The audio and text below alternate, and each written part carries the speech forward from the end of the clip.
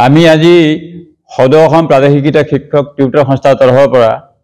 তাৎক্ষণিকভাৱে এই সংবাদমেল যোগে প্ৰেছ বিবৃতি যোগে অসম চৰকাৰে অসমৰ টিউটৰসকলৰ প্ৰতি যোৱা 4 বছৰৰ যিটো উৎপীড়ন যোৱা 4 বছৰে আমাৰ আবেদন নিবেদনৰ পিছত আইনৰ দোহাই দি আজি বিধানসভাত যিটো ৰূপ দেখা পালো তাৰ প্ৰতিক্ৰিয়া স্বৰূপে আমি আজি এই সংবাদমেল যোগে আমি জনাব বিচাৰিছো যে 2021 চনৰ 5 ফেব্ৰুৱাৰী পিছৰে পৰা যিসকলক টিউটৰ খোজা হৈছিল প্ৰাদেশিকৰণৰ নামত তেখেতসকলৰ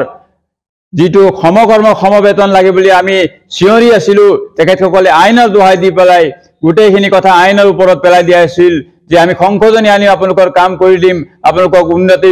উন্নীতকৰণ কৰিম সেইখিনি কথাৰ অন্তত আমি আজি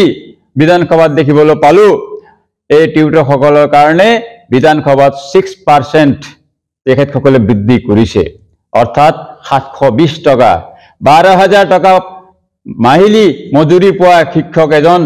টিউটৰ এজনক মাত্ৰ 720 টকা 4 বছৰৰ পিছত তেখেতসকলে দি যি আন এক আঘাত দিলে সেই আঘাতত আমি আজি হতাশাগ্ৰস্ত হৈছো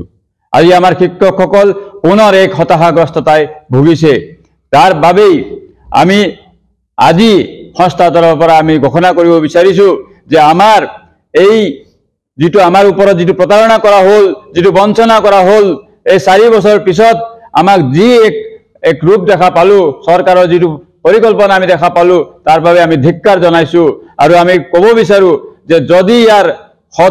সদিচ্ছামূলকভাৱে আমাক প্ৰকৃত অৰ্থত এগৰাকী শিক্ষক হিচাপে জীয়াই থকাৰ কাৰণে তেওঁলোকে সুবিধা আদায় নিদিয়ে তেতিয়ালৈকে আমি মাননীয় শিক্ষা মন্ত্ৰীৰ গৃহস্থান যিটো ধেমাজিৰ স্থিত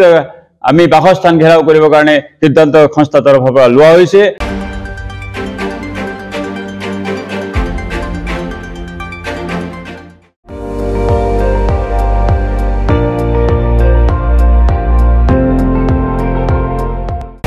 আপুনি চাই আছে ND24 সৰ্বশ্ৰেষ্ঠ নহয় সৰ্বোত্তমৰ দৌৰ